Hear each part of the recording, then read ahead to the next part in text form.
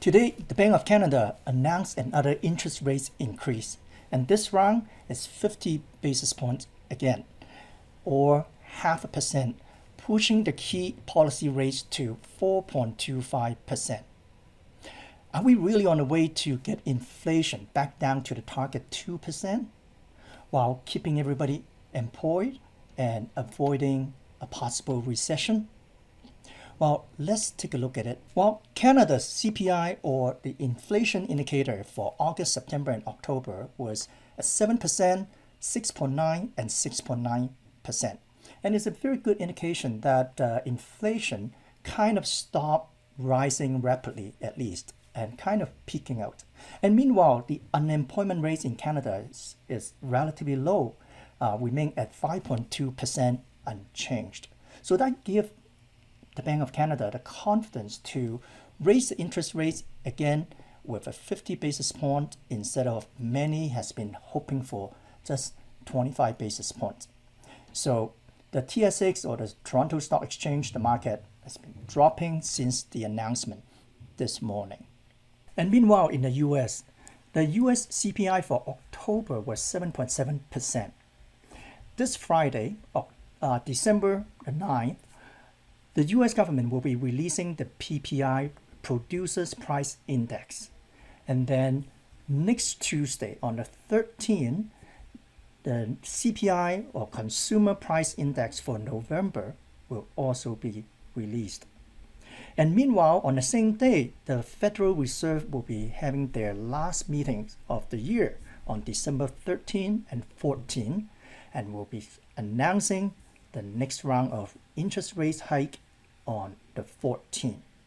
So this is a very, very heavy month, and will certainly, or likely I should say, send the market up and down as people are anxiously waiting what will happen. Will the Fed stick with the base case of 50 basis points, or will the Fed slow down the pace to 25 basis points?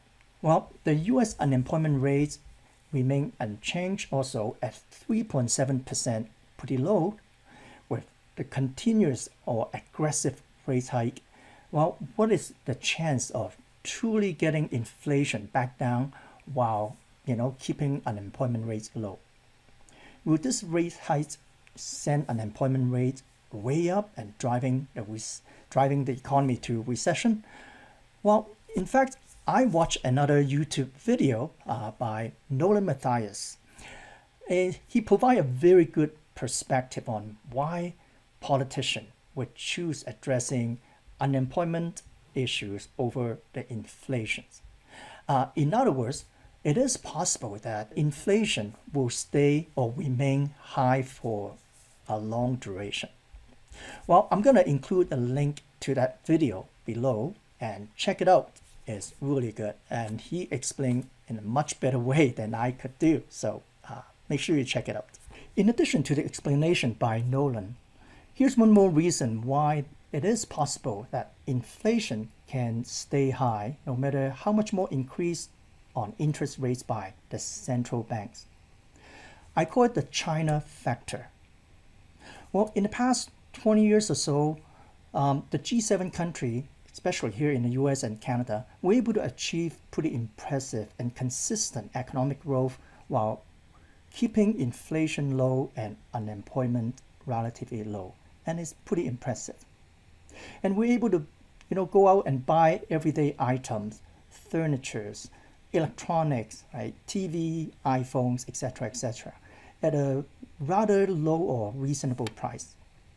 Corporate Americas, from Walmart to Apple's or even big company like Boeing, and we're able to achieve lower operating expense, keeping the cost of the business low while making very impressive profits. And a lot of them contribute to the outsourcing effort to China, and China has been playing a key role being the factory to the world and keeping the cost low, which means low inflation. However, this condition has been changing rapidly as a result of the ongoing COVID lockdown in China and the geopolitical and the trade conflicts between the US and China. And the US has been trying to reducing its dependency on China's manufacturing and has been also convincing its airline to follow suit. So bringing back manufacturing to the US or North America is great for the US and Canada.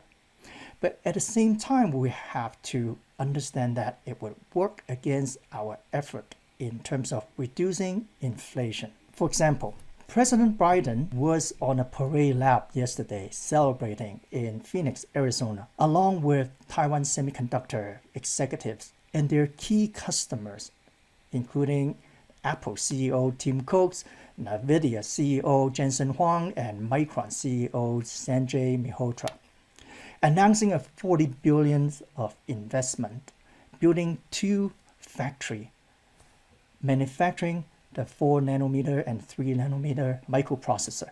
This is certainly very positive to the US economy and is great for workers in the US. There's going to be more jobs, more opportunity for people here. But at the same time, we also should understand that something like this also means that there are significant government concession in order to get the deal done, right? Such as very cheap land and tax breaks for TSMC, Taiwan Semiconductor. And guess who's footing the bill? Of course, taxpayer. And also, there's higher labor costs in the US compared to in China, right? And there are more strict regulation and compliances in terms of operating a business, or especially a semiconductor factory, right? So everything would lead to higher operating costs, and it would result in a higher cost for their products. Now, Intel, Micron, Samsung, and they're all doing similar things, building new factory in the US, right? Whether in New York, Ohio, and etc. And eventually, this higher cost will be translated into higher price in their products. In other words, and we will be paying more in terms of the next generation of iPhone, MacBook, and everything. And also anything that used NVIDIA's processor or the Micron memory chips, which in almost every type of electronics. So you can imagine that this is just one example in the semiconductor industry. And copy this, duplicate this in many other industries, and we can expect that it would be very, very challenging in terms of keeping inflation low, as the rising costs of manufacturing would lead to higher costs in terms of, or higher price in terms of products and services. And the US GDP is roughly about $23 trillion annually. In Q3, it was at about 2.9%. And after 2 quarters of slightly negative, right, in Q1 and Q2. So what is the chance for a mild recession, or maybe even a severe recession? Well, there are many signs that the economy is heading into, well, if not a recession, certainly a slowdown, with series of aggressive interest rate hike and the inverted yield curve between the 2-year and the 10-year T-bill, and or also more corporate layoff is being announced in the recent days. Now, don't get me wrong, I'm not trying to spread fears here, but we want to make sure that we observe, where things are heading, so we can better prepare ourselves in terms of our everyday life and in terms of our investment. In order to prepare ourselves in this economy and try to get a sense of in what direction the markets in Wall Street and Bay Street is heading, another way is also to get a pulse on the Main Street as well.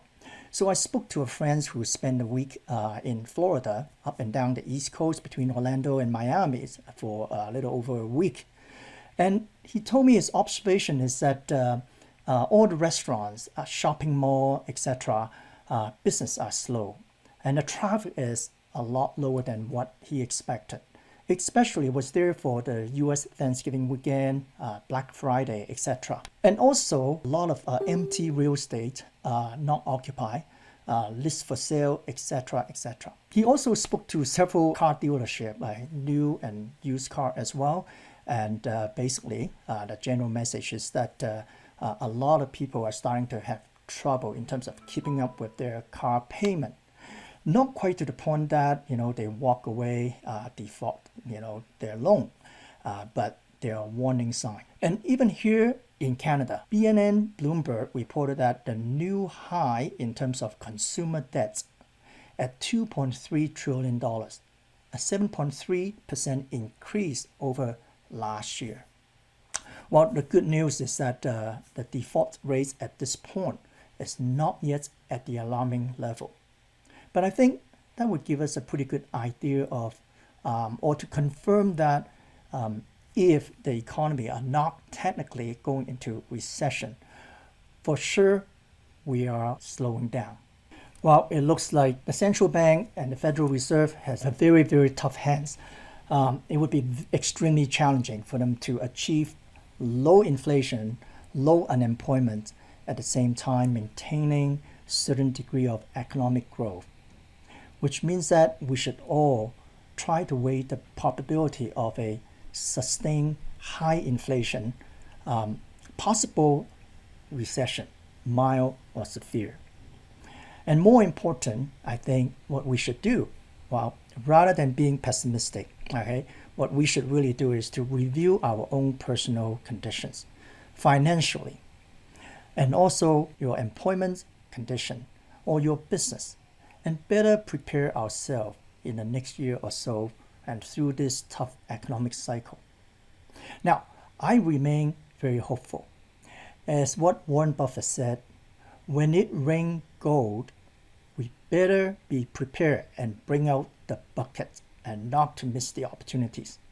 As we all see that the market has been trading down in a bear market. In fact, a lot of good quality companies already reached the level of on sale. So make sure that we do our homework, pull the trigger when the time is right. All right. So I hope this video benefit everyone. And if you enjoy it, please like, subscribe, and share with others. So until next time, take care.